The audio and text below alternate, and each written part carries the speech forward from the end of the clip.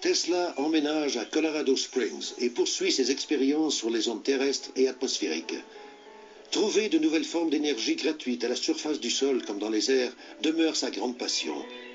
Alors qu'il étudie un phénomène connu sous le nom de la résonance Schumann, il élabore une théorie pour utiliser de nouvelles sources d'énergie illimitées qui profiteraient à tous les humains de la Terre. Il existe autour de la Terre une cavité qui résonne à environ 8 cycles par seconde. Cette cavité est comprise dans l'espace entre le sol que nous foulons et l'ionosphère. Cette bande, qui fait environ 60 km, est une caisse de résonance tridimensionnelle dans laquelle on peut transmettre de l'énergie électromagnétique de 8 Hz sans presque aucune atténuation.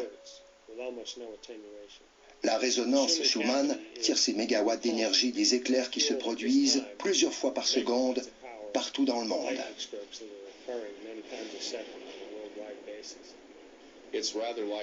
C'est à peu près comme un enfant qui tiendrait un ballon retenu par une corde. Tesla était si créatif qu'il projetait d'utiliser son émetteur d'énergie pour frapper le ballon d'électricité avec une pulsation électrique qui répartirait cette énergie dans l'ionosphère. Et au moment précis où l'énergie arriverait de l'autre côté de la Terre, Tesla aurait envoyé une autre pulsation électrique, et ainsi de suite, jusqu'à ce que l'énergie accumulée devienne si importante qu'elle puisse être captée par une antenne appropriée.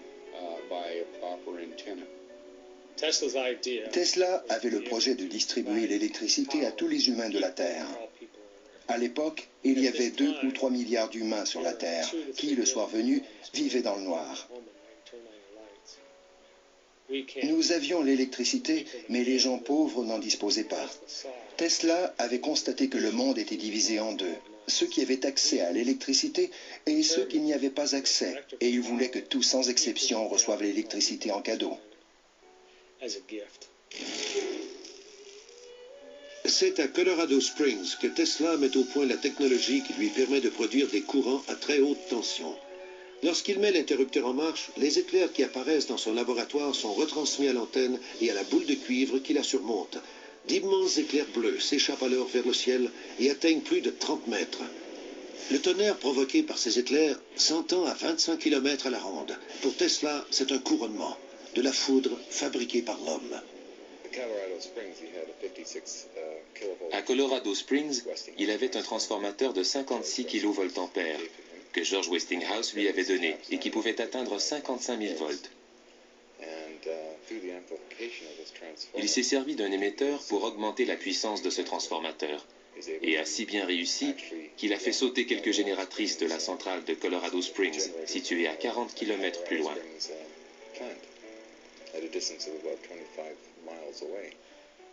On a cru tout d'abord qu'il avait tiré tellement d'énergie de la centrale électrique que les génératrices avaient sauté. Mais aujourd'hui, on pense plutôt qu'il avait capté de l'énergie dans l'air ambiant, à haute altitude, et que cette énergie a été reconduite dans ces génératrices. Comme on ne peut pas réintroduire de l'énergie électrique dans des génératrices sans faire fondre les circuits, bref, on a refusé de leur vendre de l'électricité tant que Tesla et son assistant n'auraient pas réparé les génératrices.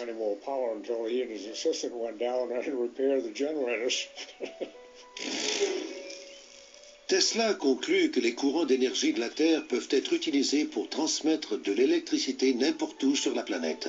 Dans des expériences de laboratoire, il démontre que des ampoules électriques sans fil peuvent être alimentées par une source d'énergie située à plusieurs kilomètres du laboratoire. Ces expériences ouvrent la porte à une multitude de possibilités beaucoup plus sinistres. La fréquence des ondes alpha du cerveau humain se situe entre 6 et 8 Hz. La résonance de Schumann vibre à une fréquence entre 6 et 8 Hz. Tous les organismes se situent à l'intérieur de cette même fréquence. Donc, le cerveau, la Terre et tous les organismes vivants ont la même résonance électrique, entre 6 et 8 Hz.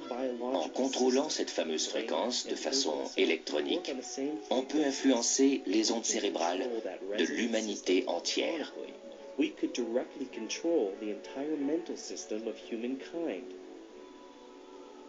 Conscient des conséquences terribles que sa découverte pouvait avoir, Tesla décide de la mettre en veilleuse. Suite à ces expériences qui s'avèrent plus que concluantes, Tesla décide de quitter Colorado Springs et de revenir à New York. À la recherche de financement, il fraye alors dans le monde de la haute finance où il fait la connaissance du richissime banquier JP Morgan. Ce dernier se laisse vite convaincre par Tesla, qu'il connaît de réputation, d'investir dans un système de diffusion à l'échelle mondiale qui rapportera des millions. L'homme d'affaires décide d'investir 150 000 $, même s'il doit concéder 51% de sa propriété intellectuelle sur l'invention de la radio à JP Morgan. En 1900, Tesla entreprend la construction de la légendaire tour de Wardenclyffe.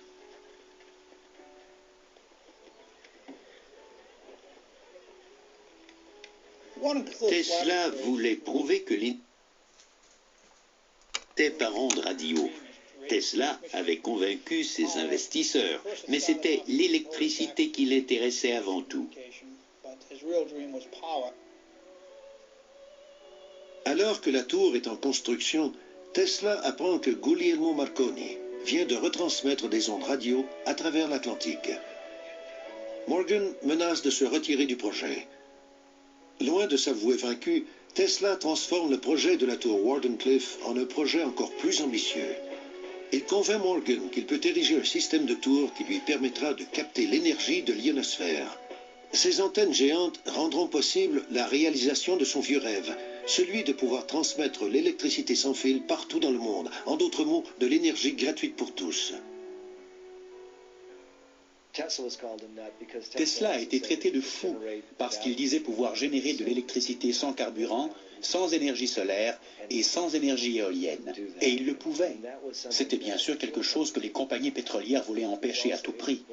Tesla était aussi capable de transmettre de l'énergie électrique sans fil à travers l'atmosphère. Morgan a mis fin au projet lorsque les conséquences commerciales sont apparues. Ne voyant aucun profit à retirer des installations de Tesla et convaincu que Marconi monopoliserait la radio, Morgan se retire. Ironiquement, 40 ans plus tard, la Cour suprême des États-Unis déclare que Marconi s'est servi des brevets déjà détenus par Tesla pour mettre au point sa technologie de la radio.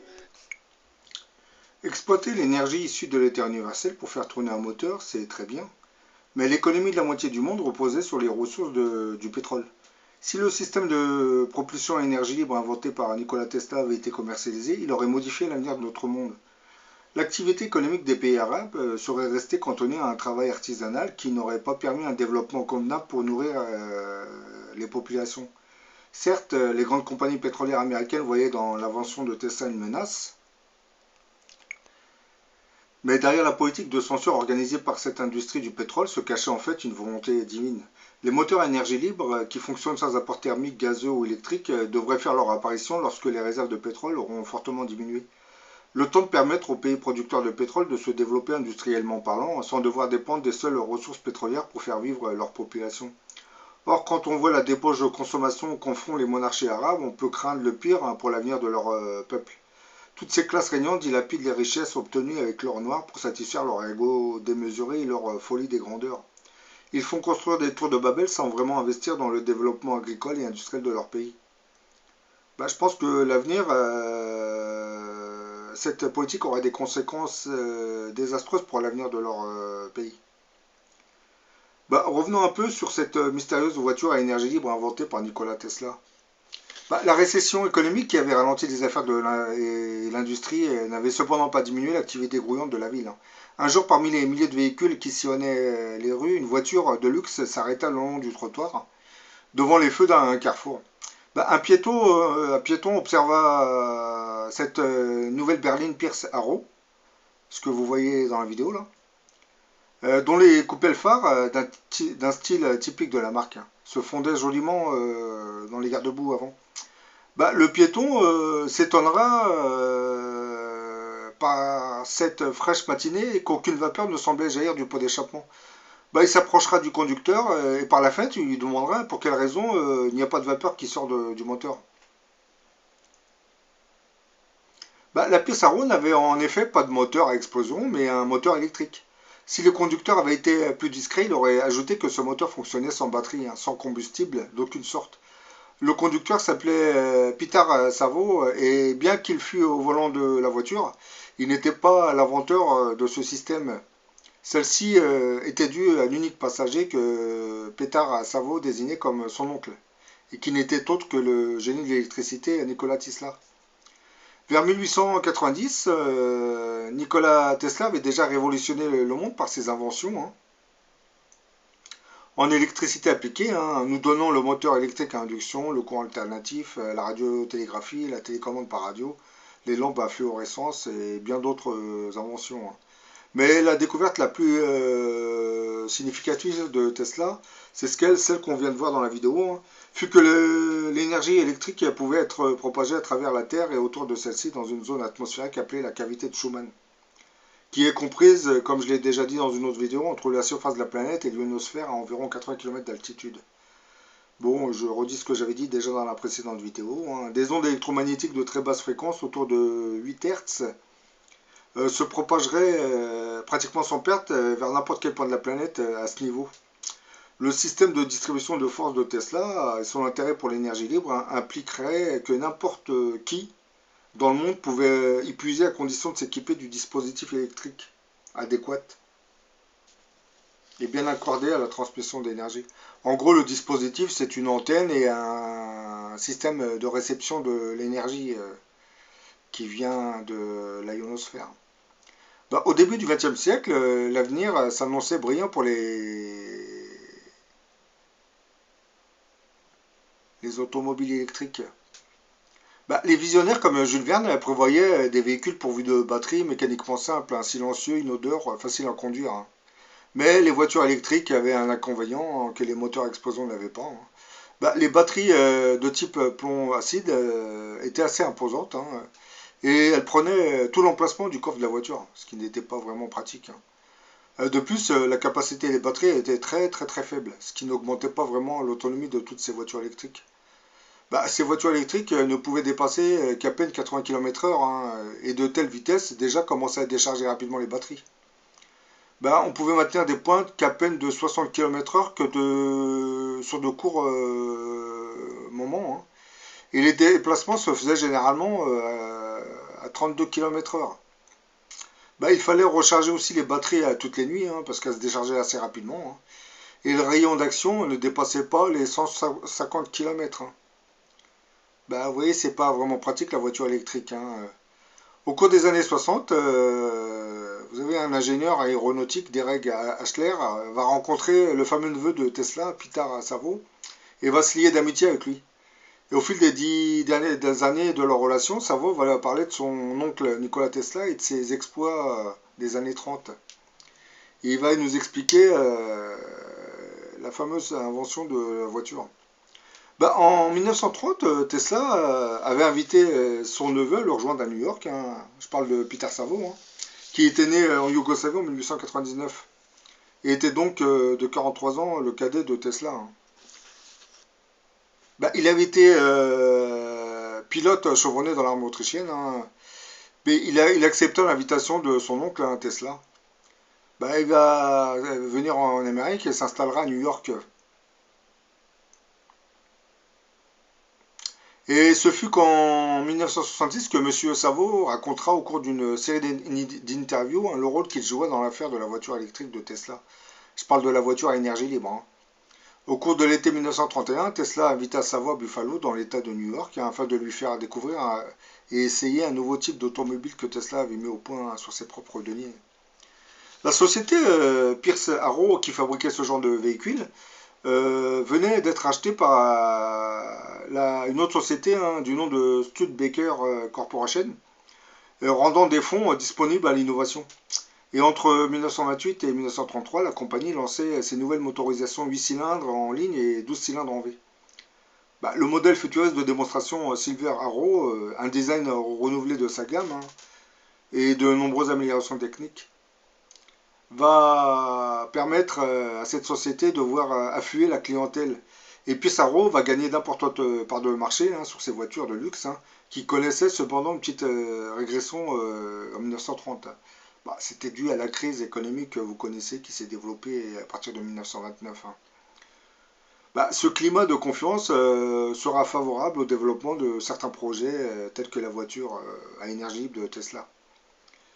Ainsi, une Pierce Arrow 8 de 1931 fut choisie pour faire des essais sur le terrain à l'usine Buffalo. C'est ce que vous voyez dans la vidéo, la Pierce Arrow 8. Son moteur à combustion interne avait été retiré, ne laissant que l'embrayage, la boîte à vitesse et la transmission au arrière. La batterie standard de 12 volts fut conservée et un moteur électrique de 80 chevaux fut installé à la place de l'ancien moteur. Le moteur, proprement dit, mesurait 102 cm de long par 76 cm de diamètre. Et il était dépourvu de balai et muni d'un refroidissement air par ventilation frontale. Il possédait un double câble d'alimentation qui aboutissait sur le tableau de bord, mais sans connexion. Tesla ne voulait pas révéler qui avait construit le moteur, mais bon, c'était lui. Parce que voilà, il voulait garder le secret. Et on avait une tige d'antenne de 180 cm qui avait été installée à l'arrière de la voiture. Bon, cette antenne, en réalité, elle est nécessaire pour capter l'énergie issue du fluide vital, c'est-à-dire la fameuse radiation. Et cette radiation va être envoyée directement vers le bloc moteur. Peter Savaux rejoigna comme convenu son oncle célèbre et ils prirent le train à New York City pour le nord de l'état du même nom. Pendant le voyage, l'aventure demeura secret, il ne va pas trop parler sur ce qu'il avait mis au point. Et arrivés à Buffalo, ils vont se rendre dans un petit garage où les attendait la nouvelle voiture, la Pierce Arrow. Tesla va ouvrir le capot et va procéder à quelques réglages du moteur. Il va rejoindre ensuite une chambre d'hôtel pour préparer le matériel de l'électricien. Dans une valise, Tesla avait amené 12 tubes à vide que Savaux décrivait comme d'une étrange facture, bien qu'au moins 3 d'entre eux avaient été identifiés comme étant des tubes à faisceau correcteur 70L7 GT. Ça, c'est la norme des tubes à vide. Je pense que ça n'existe plus, ces tubes, ça a complètement disparu. Ils étaient fichés dans un dispositif contenu dans une boîte mesurant 60 cm sur 30. Cela n'était pas plus grand qu'un poste radio à ondes courtes et contenait les 12 tubes à vide, des résistances et du câblage. Deux parts de 0,6 cm de diamètre et 7 cm de long devaient de toute évidence être connectés au câble relié au moteur. Revenons un peu à la voiture. Ils placèrent la boîte dans un logement prévu à cet effet, sous le tableau de bord, côté passager. Tesla connecta les deux barres et observa la voltmètre. Nous avons de la puissance, va-t-il dire, montrant la clé de contact à son neveu. Le tableau de bord contenait d'autres voyants dont Tesla ne voulait pas dire à quoi ils servaient. Et Savaux démarra le moteur à la demande de Tesla qui affirma le moteur tourne, bien que Savaux n'entendait rien. Cependant, Tesla, étant resté à côté de lui, savait que la voiture venait de démarrer. Il a appuyé sur l'accélérateur et va sortir la voiture du garage. Longtemps, ce jour-là, Savaux conduisait cette voiture sans carburant, parcourant 80 km à travers Buffalo, puis dans la campagne. La voiture Pierce Arrow avait un compteur calibré sur du moins jusqu'à 192 km/h. Elle fut poussée jusqu'à 145 km/h, toujours dans un silence incroyable. Comme il parcourait la campagne, Tesla gagna confiance en son invention et commencera à l'expliquer à son neveu.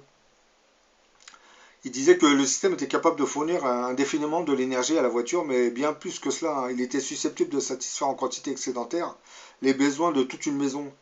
Jusque-là, réticent à expliquer le principe, Tesla va admettre que son dispositif n'était autre qu'un récepteur d'une radiation mystérieuse qui venait de l'éther, c'est-à-dire l'énergie universelle, et qui se trouvait disponible en quantité illimitée. L'humanité, ajouta-t-il, pourrait être reconnaissante de son existence. Pendant les 8 jours suivants, Tesla et Savaux essayèrent la voiture, en ville et en campagne, à toutes les allures, depuis une vitesse rampante jusqu'à 145 km/h.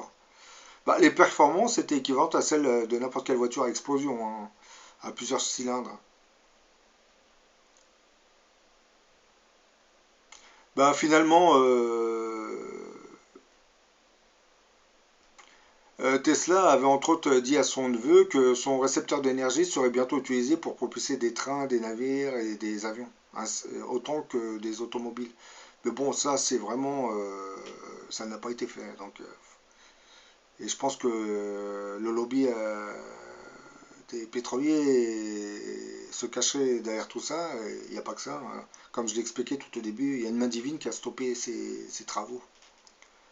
Finalement, l'inventeur et son assistant vont conduire la voiture à un endroit prévu, une vieille grange, près d'une ferme, à une bonne trentaine de kilomètres de Buffalo. Ils laissaient la voiture. Hein. Mais par contre, Tesla n'était pas idiot, donc il a récupéré son dispositif, hein, parce que c'est le dispositif qui apportait l'énergie à la voiture pour qu'elle avance.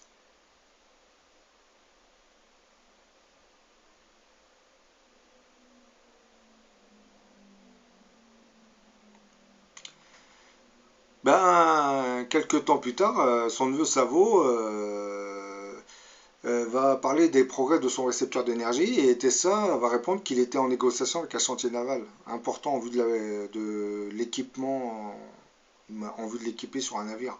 Mais bon, ça ne se fera pas, hein, tout sera annulé et c'est sous la pression des compagnies pétrolières et des banquiers. Hein. Parce que cette technologie, comme vous le savez, puisait l'énergie à partir de l'éther universel. Donc vous n'aviez plus besoin d'électricité, de carburant, d'essence, de pétrole, de rien, tout ce que vous voulez. Hein. Et comme je l'ai expliqué, l'économie de la planète, du moins d'une partie du monde, repose essentiellement sur le pétrole. Donc si on commence à fabriquer ce genre de voiture, on va déstabiliser l'économie de la planète, ce qui va provoquer des troubles planétaires et déstabiliser complètement notre monde. C'est pour cette même raison que ces travaux sur la transmission du courant électrique par la ionosphère avaient été stoppés, ainsi que la voiture avec son moteur à énergie libre. Donc, expliquer comment fonctionnait cette voiture, ben, vous avez l'antenne qui était derrière, qui captait la fameuse radiation, et grâce au dispositif qu'il avait installé, vous savez, les tubes à vide, cette radiation était amplifiée et orientée vers le moteur électrique qui se mettait à rouler, à tourner. Mais il y avait un système d'aimantation au niveau du moteur hein, pour que ça puisse vraiment tourner. Et il faut préciser que cette voiture ne fonctionnait pas à l'électricité ni à l'essence. Hein.